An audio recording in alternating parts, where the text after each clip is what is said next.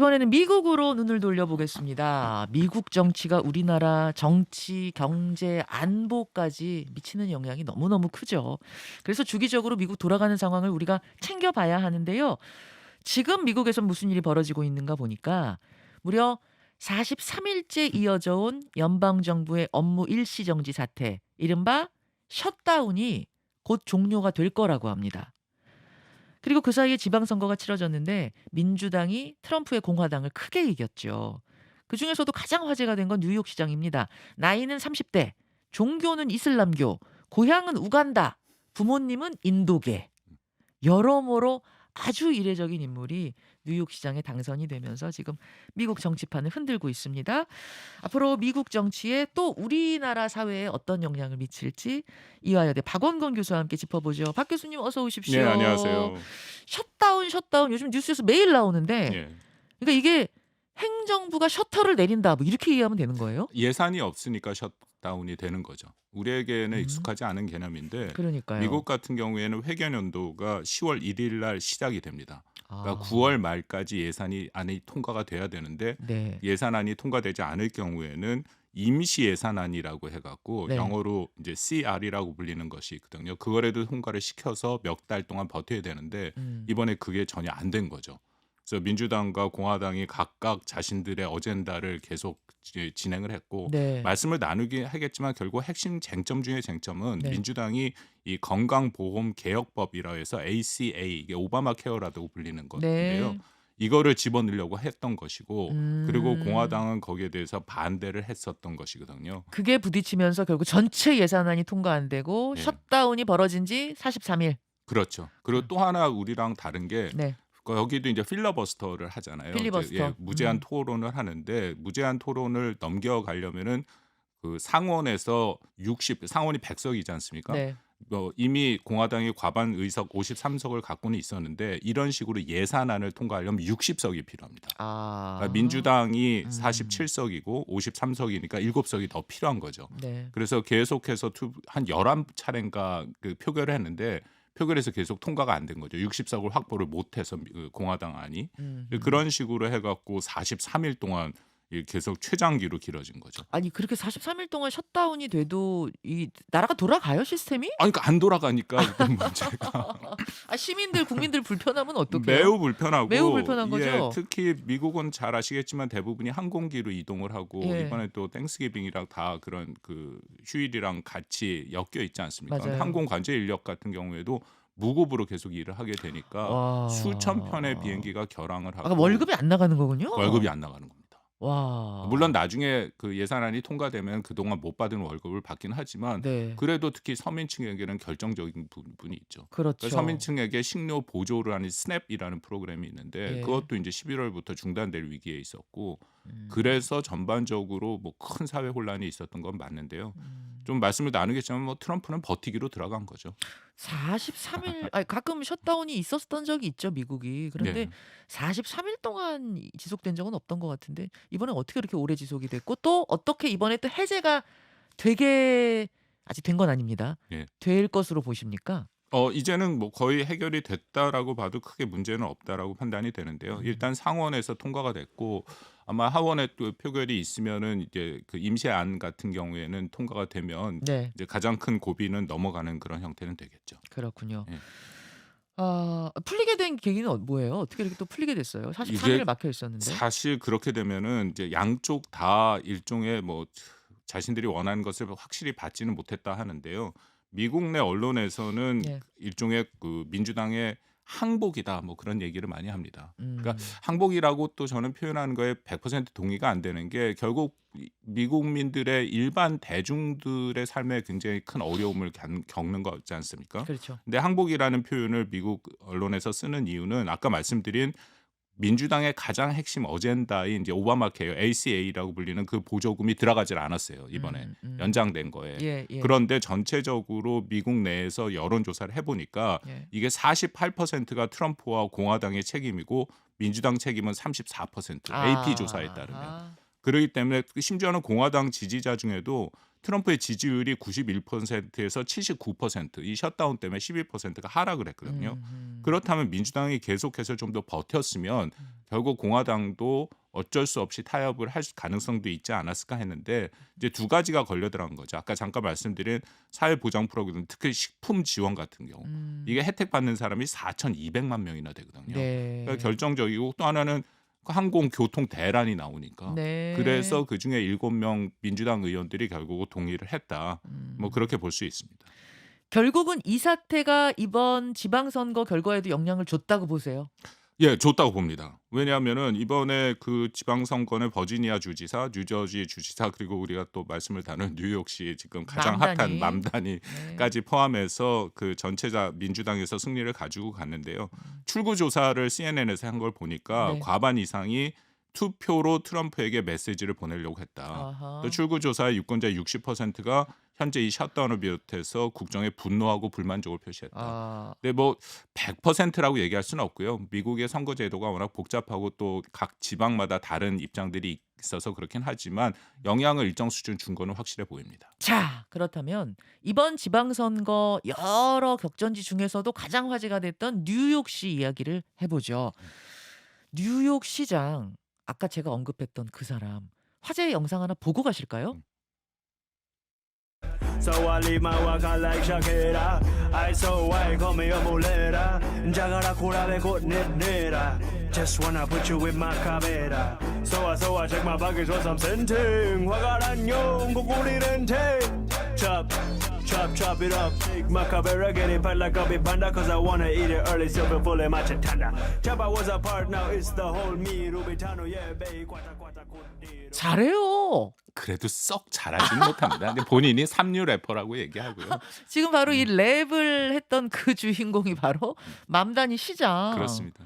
아니, 뭐야, 이 사람 뭐 하는 사람이에요? 이 사람이 네. 4개의 첫 번째 타이틀을 갖고 있는 사람인데요. 아까 처음 말씀 다 하신 거예요. 최연소 네. 34세고 첫 번째 34세면 몇 년생이에요? 91년생입니다. 91년생. 예, 세상에. 두 번째 첫 무슬림이고요. 예. 그리고 첫 남아시아계 인도, 부모가 인도계니까. 부모가 인도인. 그리고 네 번째 첫 민주 사회주의자를 지칭하는 사람입니다. 영어로 데모크라틱 소셜리스트라고 얘기를 하는 거죠. 아, 그래요. 그러니까 자본주의 심장에 들어가는데 맨하탄 시티, 뉴욕 시티가 자본주의 심장 아닙니까? 예. 거기에 첫 민주 사회주의자 시장이 나온 것이죠. 민주 사회주의자라고 그러니까 사회주의자라는 거죠? 아니요, 좀 다릅니다. 좀 달라요? 그러니까 사회주의라는 것은 우리가 그간 뭐 소련 시절에 봤던 네. 그런 것처럼 그 사유 재산을 인정하지 않은 공산주의에 가는 단계고요. 그쵸. 민주 사회주의는 어떻게 보면 북유럽에 가까운 거죠. 아, 그러니까 정부가 또 보다 서민층들을 위해서 부를 분배하겠다. 이제 정부가 그런 많이 쪽인 거죠. 개입해서 많이 개입해서 하겠다. 부를 분배하겠다. 예. 복지를 챙기겠다. 복지 중시하는 것이고요. 이 사람 공약에 보니까 버스 무상 버스 뭐 이런 것들도 있고 네, 맞습니다. 그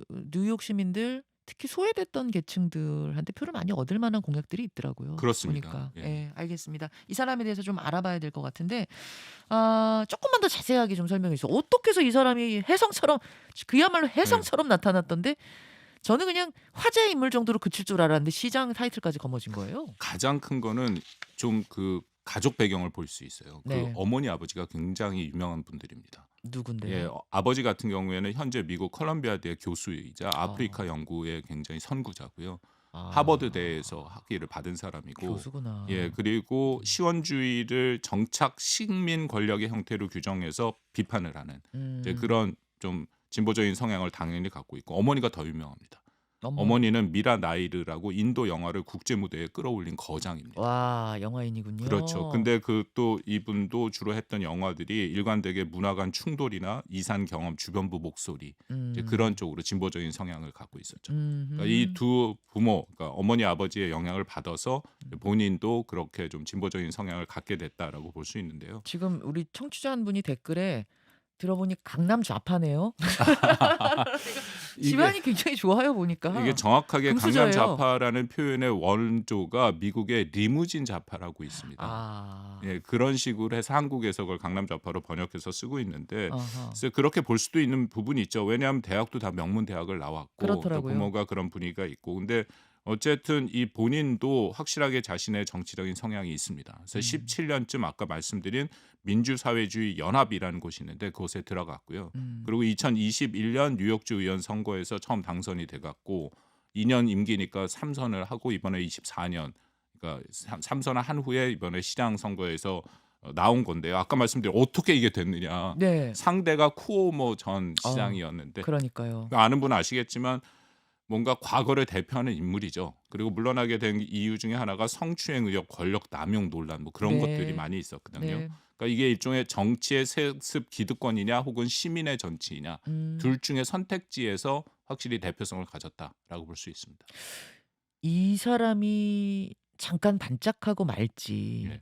아니면은 이 미국 정치판 전체를 흔들지 말하자면은 예전 오바마 전 음. 대통령 혜성처럼 나타나서 젊은 나이에 대선까지 쭉 갔던 그때가 생각난다는 분도 있고 예. 그거랑은 좀 다르지 않아 하는 분도 있고 어떻게 보세요? 그러기에는 좀 더 급진적이죠. 아, 오바마 같은 오바마보다. 경우에는 민주당의 전통 범위에서 크게 벗어나질 않았고 또 워낙 개인의 역량이 뛰어난다.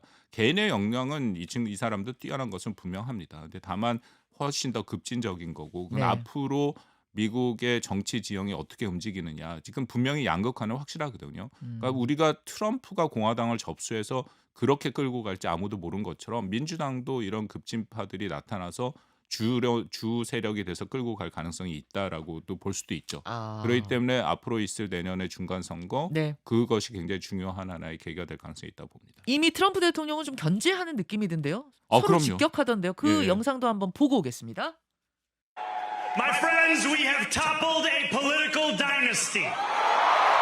So, Donald Trump, since I know you're watching, I have 4 words for you. Turn the volume up. 지금 라디오로 들으시는 분들은 무슨 얘기하는지 하나도 I'm 모르실 것 young, 같아서 despite my 제가 best efforts to grow older. 저는 아직 젊습니다. 최선을 다해 나이를 먹으려고요. 저는 무슬림입니다. Socialist. 민주 사회주의자입니다. And 이러면서 most damning of all, I refuse to apologize 저는 이 모든 for 것에 any 대해 of this. 사과할 생각이 없습니다. 자, 이러면서 자기의 정체성에 대해서 거부하거나 이것이 잘못됐다고 얘기할 생각이 없다라는 거죠. 오히려 그렇죠. 당당하게 얘기를 한다. 그러니까 그러면서- 뉴욕 같은 경우에는 음. 전체 이민자가 40%가 넘어요. 예. 그렇기 때문에 이런 정체성을 가진 게 훨씬 유리하게 자기 선거에 도움이 됐겠죠. 트럼프, 당신이 보고 있는 걸 알고 있으니까 네 마디만 하겠습니다. 이러면서 나 젊다, 나 무슬림이다, 나 민주사회주의자다. 그리고 나는 이 모든 것에 대해 사과할 생각이 없다. 예. 이렇게 세게 나갔던. 알겠습니다. 다음 중간 선거가 굉장히 중요하다고 말씀하셨는데 예. 내년도에 있을 중간 선거 어떻게 지금 보세요? 트럼프는 뭘 준비하고 있고요? 뭐 트럼프는 당연히 중간 선거에서 자신들이 여전히 다수당을 유지하려고 하는데 그렇게 선거가 만만치는 않습니다. 왜냐하면 전통적으로 예를 들어서 백악관이 공화당이 되면 중간 선거에서 미국민들이 좀 견제 심리가 있거든요. 그래서 이제는 민주당을 찍어줄 수도 있다. 이번에 버지니아주 같은 경우에는 네. 뭐 여러 가지 얘기가 있습니다만 버지니아주는 어떨 때는 공화당 어쩔 때 민주당이 많긴 한데 공화당이 그때 2000년 후에 한 2번 성공을 했거든요. 네. 그렇게 된 가장 큰 이유는 견제 심리가 작동을 했다라는 아하. 부분이 있는 거고 또 하나는 미국의 중간 선거는 의회 선거 같은 경우에는 이 게리맨더링이라고 해서 지역구 조정이 매우 중요합니다. 그것이 어떻게 작동하느냐는 것이고요.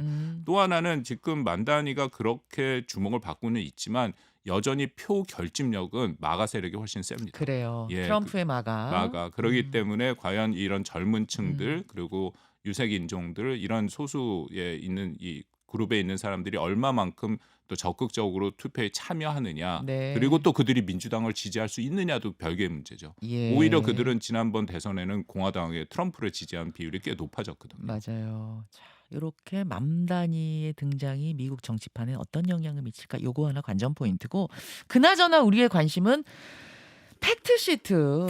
아니 한미 관세 협상에서 타결됐다고 하고 돌아간 지 지금 2주가 돼 가는데 세세한 항목을 적은 팩트시트가 안 나오고 있어요. 그렇습니다. 사실은 지난주에 나온다고 했다가 이번 주까지 왔거든요. 근데 이번 주도 벌써 오늘 목요일 아니에요?